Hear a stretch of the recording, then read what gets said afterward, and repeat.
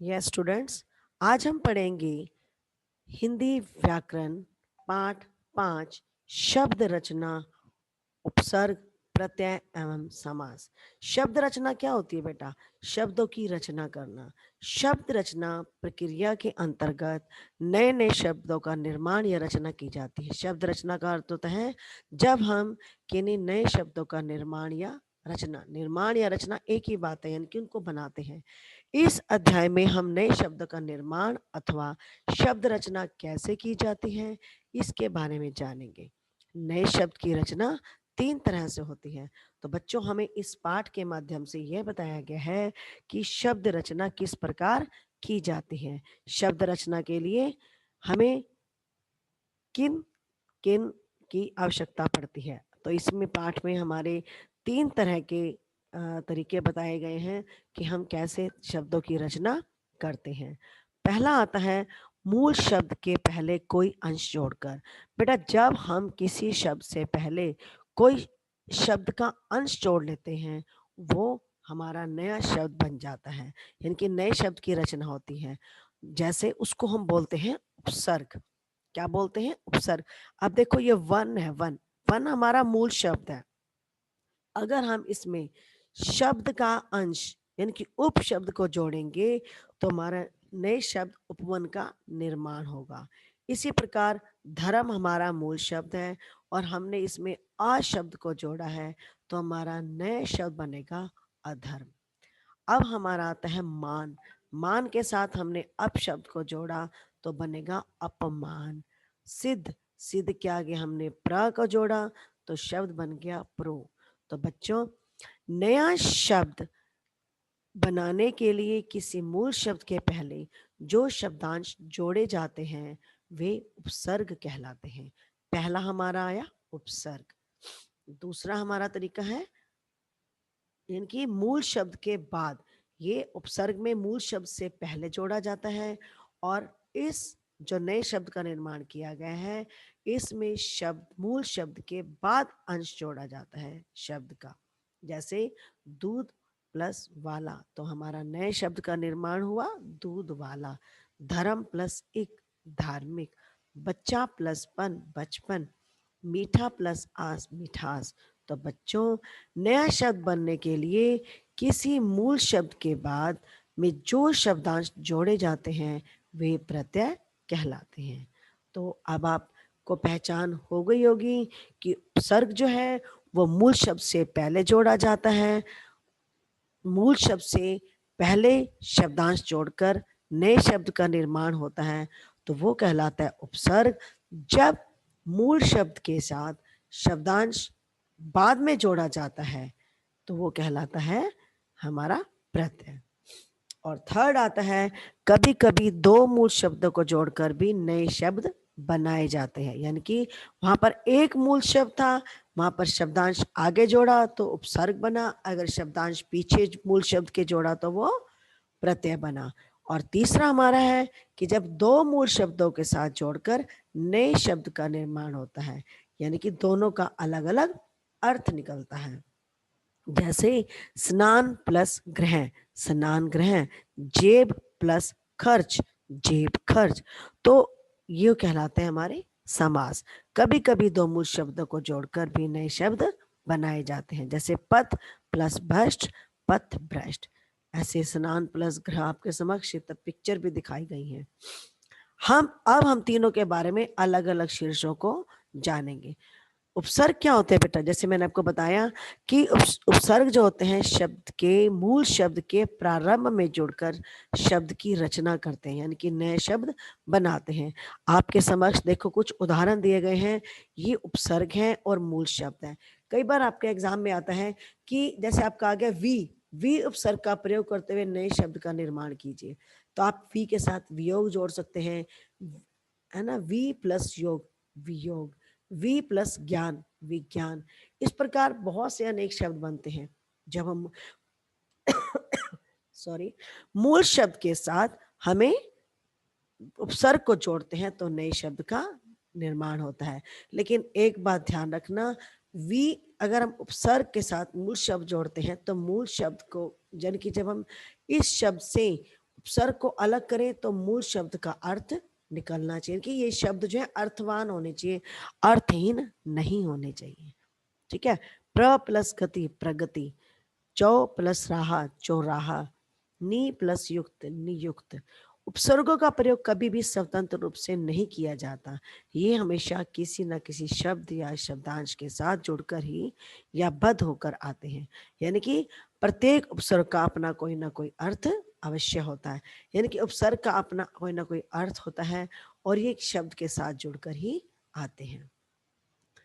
उपसर्ग के भेद तीन तरह के होते हैं बेटा, तत्सम या संस्कृत के, तद्भव या हिंदी के उपसर्ग, आगत जो बाहर से आए हुए हैं। उपसर्ग अब दिए गए हैं आपके सामने। आ होता है निषेध, नहीं के लिए प्रयोग किया जाता है, जैसे न्याय अन्याय असुंदर, यानी कि आ शब्द का जो अर्थ होता है निषेध नहीं के लिए।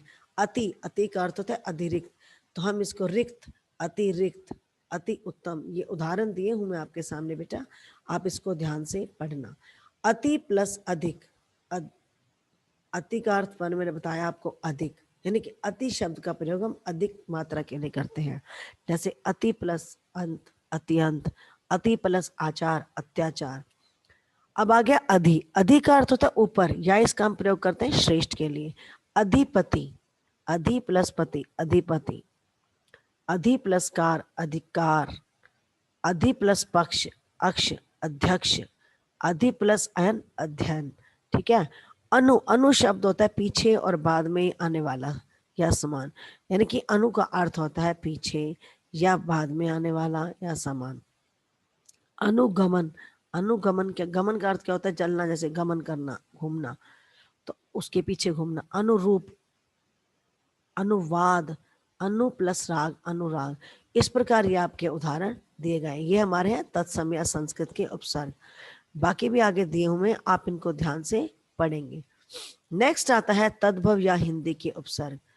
आ होता है निषेध के लिए, जैसे ऊपर भी बताया, अन अभाव, ये भी निषेध के लिए, किसी की कमी के लिए। अनपढ़, पढ़ होता है पढ़ाई, अन होता है बिना पढ़े हुए, यानी कि अनपढ़ होता है बिना पढ़े हुए। अनजान, जान होता है जानना, और अगर इसके आगे अन शब्द का प्रयोग करते हैं तो अनजान होता है जिसे नहीं जानते। ठीक है। कु प्लस बुरा, कु का शब्द प्रयोग करते हैं बुरे के लिए, जैसे कु प्लस पुत्र कुपुत्र हो गया, है ना। कुचाल, गलत चाल, बुरी चाल वाला। कुरूप, बदसूरत, जैसे कुढंग, गलत ढंग। तो बुरे के लिए, नेगेटिव के लिए प्रयोग किया जाता है कु शब्द का। अध होता है आधा, अध जला, अध प्लस जला, अध पका, जिसे कहते हैं ना खाना अध पका है, अध जला हो गया, यानी कि आग लगी तो वो अध जला हो गया, यानी कि आधा। बिन, बिन होता है बिना, बिन ब्याही, बिन प्लस जाने बिन जाने, बिन बिना जाने मतलब जिसको हम जानते नहीं है, बिना जाने कैसे उसके पास चले जाए, उस कैसे उसकी बात मान ले, है ना। भर होता है पूरा, भर मतलब पूरे शब्द के लिए इसका अर्थ लगता है पूरा, जैसे भर हमारा उपसर्ग हो गया और पूर हमारा मूल शब्द हो गया, तो भर प्लस पूर को जोड़ता बनता है भरपूर। भर प्लस पेट भरपेट। ऐसे चौक शब्द का शब्दांश का प्रयोग होता है चार के लिए।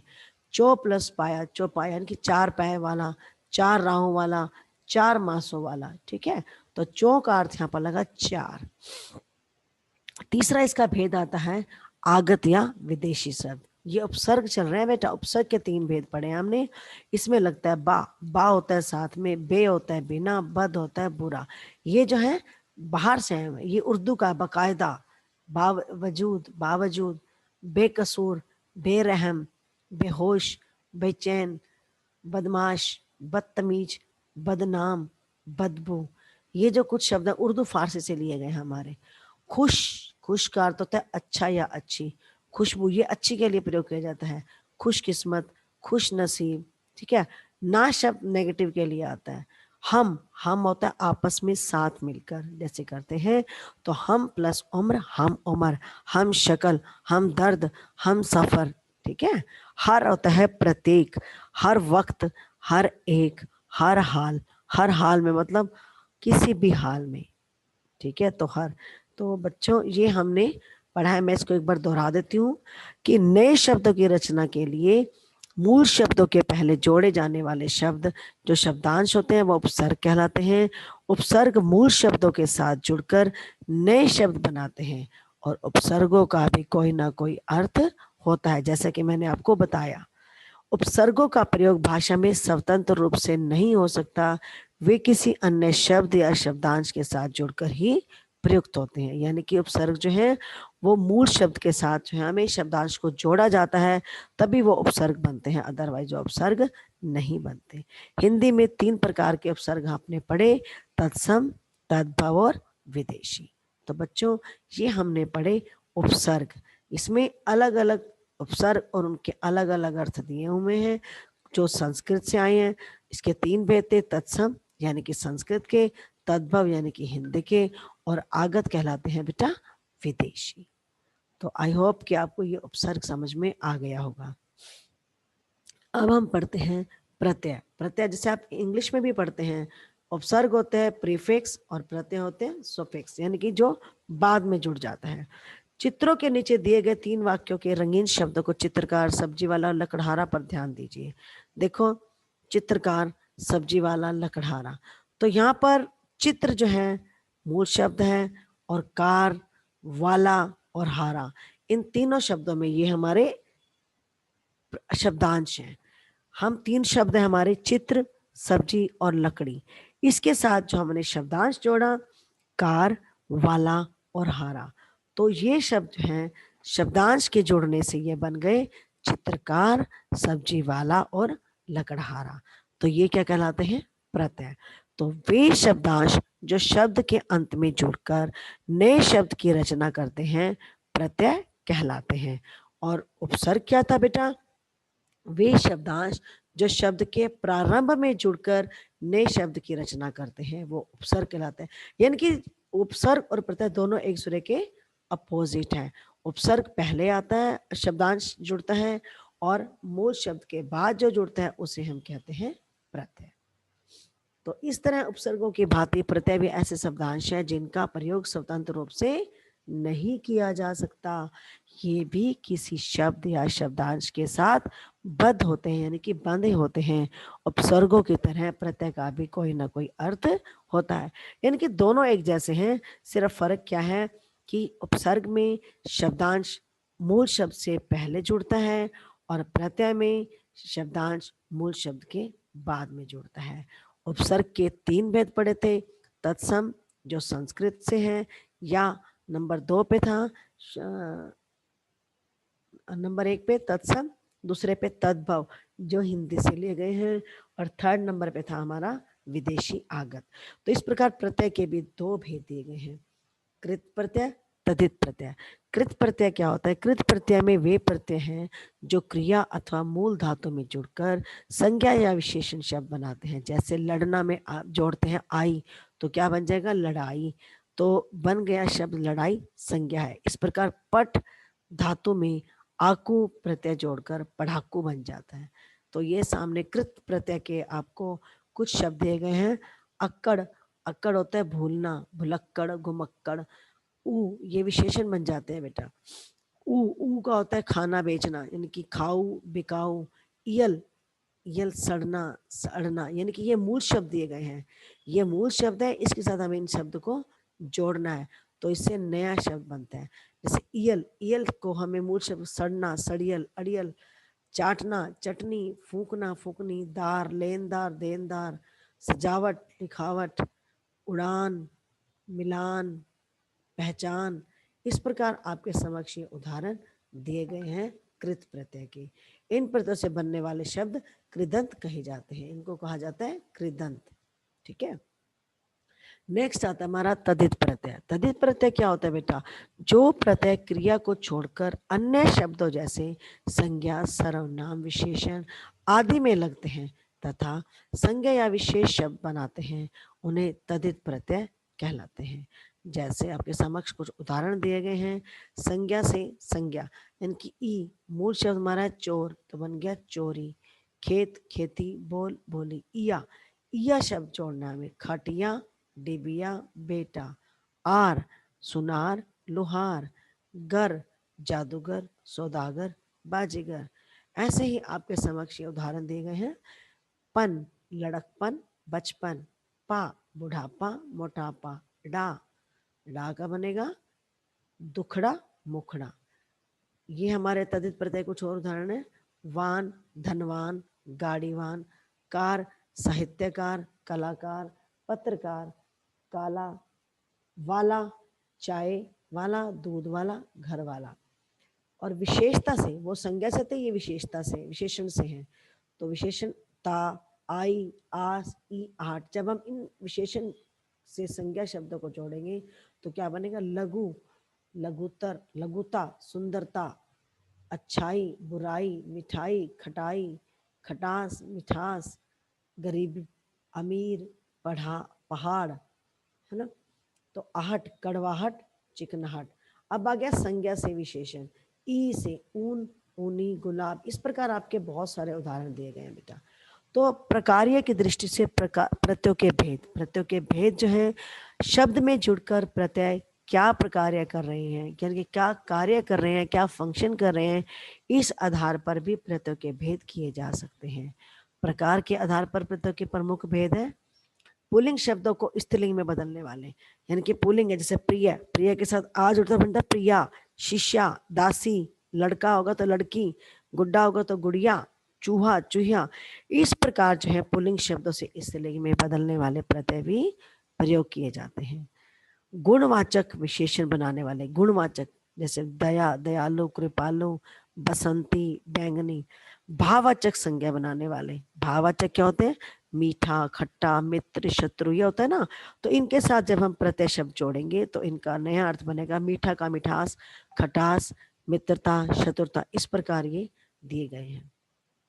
तो अब हम इस पाठ को दोहराते हैं। इस प्रत्यय को मूल शब्दों के अंत में जोड़े जाने वाले शब्दांश प्रत्यय कहलाते हैं। प्रत्ययों का भी अपना अर्थ होता है। प्रत्ययों का प्रयोग भाषा में स्वतंत्र रूप से नहीं होता, ये हमेशा अन्य शब्दों या शब्दांशों के साथ जुड़कर आते हैं। हिंदी में दो प्रकार के प्रत्यय मिलते हैं, कृत और तद्धित। कृत प्रत्यय क्रिया या धातु में लगकर संज्ञा या विशेषण बनाने का कार्य करते हैं, और तद्धित प्रत्यय क्रिया शब्दों के अलावा अन्य सभी शब्दों, संज्ञा, सर्वनाम, विशेषण आदि में भी लगते हैं। जैसा कि मैंने आपको उदाहरण में देकर ये बताया कि संज्ञा में गुणवाचक से भाववाचक विशेषण, संज्ञा है, गुणवाचक विशेषण है, कैसे इनके साथ जुड़कर इनका रूप में परिवर्तन होता है। तो बच्चों, हमने दो टॉपिक समझे, उपसर्ग और प्रत्यय। दोनों का अपना अर्थ होता है, बिना अर्थ के ये नहीं होते, ये स्वतंत्र रूप से काम नहीं करते। इनको प्रयोग करने के लिए हमें शब्दांश का प्रयोग करना पड़ता है। उपसर्ग में हम शब्दांश का प्रयोग मूल शब्द से पहले करते हैं, और प्रत्यय में मूल शब्द के बाद हम शब्दांश का प्रयोग करते हैं। अब हम पढ़ेंगे बच्चों समास। समास क्या है? नीचे दिए गए कुछ चित्र, उनके नीचे लिखे शब्दों पर ध्यान। स्नान गृह, घुड़सवार, बैलगाड़ी, हवाई जहाज। ऊपर दिए गए शब्दों की रचना दो से ऐसे शब्दों के मेल से हुई है जिनके अपने अपने अलग अर्थ हैं। यानी कि समास में दोनों के अपने अपने अर्थ होते हैं, और शब्द का अर्थ मूल शब्द अर्थ से भिन्न होता है। यानी कि जो देखो, ये स्नान, स्नान का अर्थ होता है नहाना, गृह होता है घर, नहाने का घर, है ना। तो इसका अलग ही अर्थ बनता है। जब दो या दो से अधिक शब्दों को मिलाकर नया शब्द बनाया जाता है तो उस योग को समास कहा जाता है। तो ये डेफिनेशन आ सकती है, उपसर्ग किसे कहते हैं, प्रत्यय किसे कहते हैं, समास किसे कहते हैं। और समस्त पद आगे आ रहा है, आप देखिए। इस तरह समास में दो शब्द अथवा पद मिलकर नए शब्द या पद का निर्माण करते हैं। समास रचना के बाद जो नया पद बनता है उसे हम कहते हैं समस्त पद। जैसे राष्ट्र पिता, राष्ट्र जो है पूर्व पद है और पिता उत्तर पद है, यानी कि राष्ट्र का पिता। तो समस्त पद हमारा क्या बना? राष्ट्रपिता। ठीक है। समस्त पद के पहले पद यानी कि शब्द के पूर्व में होता है, और ये जो है उत्तर जो है दूसरा पद यानी कि शब्द के बाद। जैसे गंगा का तट, गंगा तट, आप पर बीते, आप बीती, दश है जिसके आनंद, दशानंद। तो समास संक्षिप्त करने की प्रक्रिया है, इसमें विभिन्न चिन्हों आदि इकाइयों का लोप किया जाता है। अब समास का विग्रह होता है अलग करना। समास विग्रह किसे कहते हैं? समस्त पद के सभी पदों को अलग अलग करने की प्रक्रिया जो क्या कहलाती है? समास विग्रह।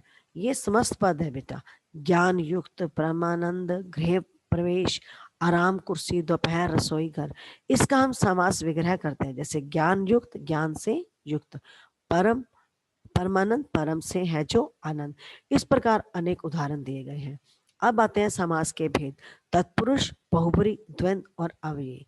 इसके दो भेद होते हैं, कर्मधारय और द्विगु। तत्पुरुष समास बेटा होते हैं जिस समास पद में पूर्व पद विशेषण तथा उत्तर पद विशेष्य होता है, वहां तत्पुरुष समास होता है। विशेषण होने वाले के कारण पूर्व पद गौण तथा विशेष्य होने के कारण उत्तर पद प्रधान होता है। यानी कि इसमें विशेषण और विशेष्य होते हैं, यानी कि तुलना की जाती है आपस में। जैसे देश का वासी, देशवासी, राजकुमार, इसमें हमारे जो कारक चिन्ह होते हैं ना बेटा, उनका प्रयोग किया जाता है जब हम इनका विग्रह करते हैं। जैसे देशवासी, देश का वासी, का, में, के लिए, ये सब कारक के चिन्ह, यानी कि जब इनका समास विग्रह करते हैं तो इनकी पहचान ये है, तो इनके लिए कारक चिन्ह का प्रयोग किया जाता है, तो वो कहलाते हैं हमारे तत्पुरुष समास। यानी कि तत्पुरुष समास का जब हम विग्रह करते हैं तो कारक चिन्ह का प्रयोग करते हैं। और जैसे आपके सामने दिए उदाहरण, शरणागत, शरण में आगत, धनहीन, धन से हीन, भारतवासी, भारत का वासी, हथकड़ी, हाथ के लिए कड़ी, तो के लिए, में, का, से, ये सब जो हमारे क्या है, किसके भेद है, ये कारक के चिन्ह है, ये कारक के। और तत्पुरुष के दो भेद होते हैं, कर्मधारय और द्विगु। कर्मधारय समास क्या होता है, जिसमें विशेषण जो होता है पूर्व पद होता है और विशेष्य उत्तर पद, यानी कि पहले वाला जो विशेषण होता है, दूसरे वाला विशेष्य। जैसे नील विशेषण और कमल हमारा हो गया विशेष्य। तो इन पदों का जब हम के बीच कोई कारक या चिन्ह नहीं होता, इनमें कोई भी चिन्ह नहीं लगाया जाता, इनमें प्रयोग करते हैं नीला है जो कमल, महान है जो देव, पीला है जो अंबर, इस प्रकार के जो प्रयोग किए जाते हैं वो कहलाते हैं कर्मधारय। और द्विगु समास जो होते हैं, इसमें बेटा संख्यावाची शब्द का प्रयोग किया जाता है। जहां पर संख्यावाची शब्द होगा वहां पर द्विगु समास कहना है। और यहाँ पर जब हम समास विग्रह करते हैं तो वहां पर समूह या समाहार शब्द का प्रयोग जरूरी होता है। जैसे चवन्नी, चार आनों का समाहार, तिरंगा, तीन रंगों का समाहार, सप्ताह, 7 दिनों का समूह। यानी कि समूह और समाहार शब्द का प्रयोग करना जरूरी होता है। और इसमें जो पहला शब्द होता है वो संख्यावाची होता है। दूसरा आता है हमारा बहुब्री समास। बहुब्री समास के जो दोनों पद होते हैं वो दोनों गौण होते हैं, इनकी दोनों ही इंपॉर्टेंट होते हैं, दोनों के अपनी अपनी अहमियत होती है। और तीसरा पद अन्य निकलता है। जैसे आपके सामने गजानन, गज है आनंद जिसके, गजा, गज और आनंद दोनों की सेम प्रमुख है। और इसका तीसरा अर्थ निकलेगा गणेश। विषधर, विष होता है जहर, धर होता है धारण करने वाला, विष को धारण करता है जो, वो कौन है, सर्प। मतलब तीसरा अर्थ प्रधान होता है, वहां पे तीसरे पद को जो है प्रधानता दी जाती है, तो वो कहलाता है हमारा बहुब्री समास। द्विंद, द्विंद का अर्थ होता है दो, जब दो के बीच में बात होती है तो द्विंद कहलाता है। जैसे भाई बहन, दाल चावल, दिन रात, राजा प्रजा, यहाँ पर और शब्द का प्रयोग किया जाता है जब हम विग्रह का करते हैं। नेक्स्ट आता है अव्ययी भाव समास। अव्ययी भाव समास में अव्यय शब्द लगते हैं। जैसे ये अव्यय होते हैं प्रति, रात, हर, आ, यानी कि ये पुल्लिंग हो, स्त्रीलिंग हो, एक वचन हो, बहुवचन हो, कुछ भी हो, ये बदलाव इनमें नहीं आता, ये होते हैं अव्यय। जैसे प्रति, प्रति वर्ष, प्रत्येक वर्ष, रातों रात, रात ही रात में, ये विग्रह किया गया है। हर पल, पल भर, पल पल, आजन्म, जन्म भर, इस प्रकार ये उदाहरण दिए गए हैं। तो बच्चों, समास वह प्रक्रिया है जिसमें बड़ी इकाइयों का छोटा या संक्षिप्त किया जाता है। संक्षिप्त मतलब उसको छोटा करना। और समास रचना दो शब्दों या पदों के मेल से होती है। पहले जो है पद को पूर्व और दूसरे को उत्तर पद कहते हैं। और दोनों पदों के मेल से बड़ी रचना को समस्त पद कहते हैं। समस्त पद के दोनों पदों को अलग अलग करके पहले की स्थिति में लाने की प्रक्रिया समास विग्रह कहलाती है। समास के 4 भेद हैं। समास तत्पुरुष समास के 2 भेद दिए गए हैं। तो बच्चों, आज हमने लेसन को समझा और पढ़ा। आप इस लेसन को ध्यान से रीड कीजिए, पढ़िए और इसकी बैकसेज को फिल करने की कोशिश कीजिए। यस, धन्यवाद बच्चों।